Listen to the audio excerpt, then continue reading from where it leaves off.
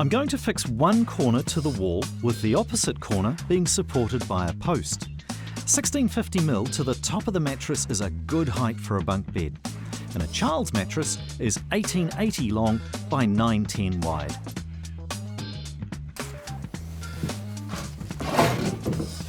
One of the really nice things about this type of work is that in a sense it's really old school, so it's time to sharpen the chisels and maybe even get a handsaw out. This is where having made an initial plan becomes critical. I've got two different types of joins. In one corner I don't need to be too concerned because I'm fixing it to the wall, but on the outer edge of it, from the outside, I don't want to see the end grain, but I still want them to lock together. So I'm going to make this little tenon and mortise join, or a half house, in that corner to lock them in.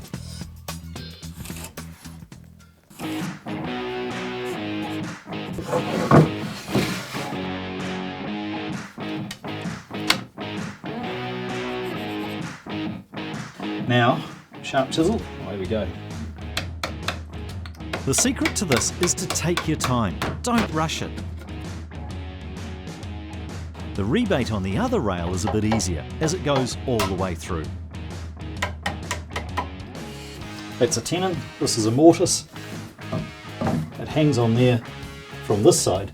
You don't see any fixings at all. Now the ladder. Essentially a ladder is a triangle, so I know that I'm 1650 high. I've decided it's going to be a 15-degree pitch, which is good.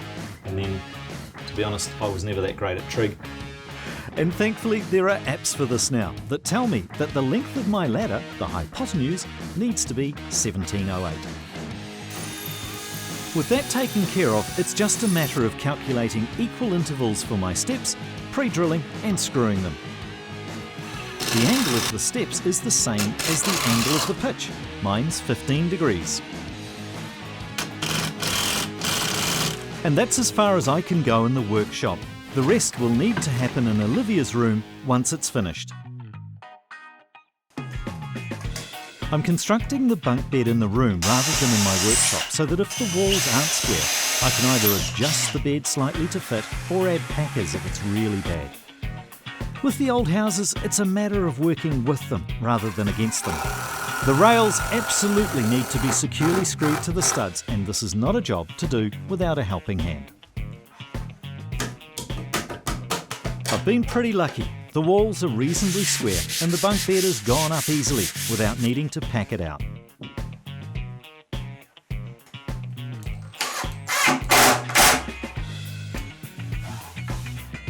Nice. They're, interestingly enough, bunk beds aren't actually covered by the building code so much, but if you have a look on the Consumer Affairs website, there's a whole lot of guidelines around the width that this opening should be, about 450, the height of this at around 450 as well, and just a barrier just to prevent falling from the side. And they do recommend that they are for children, let's say over 7 years of age, which, good thing is, Olivia is.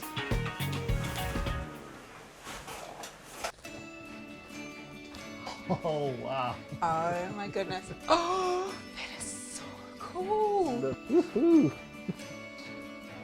Isn't it just? Gosh.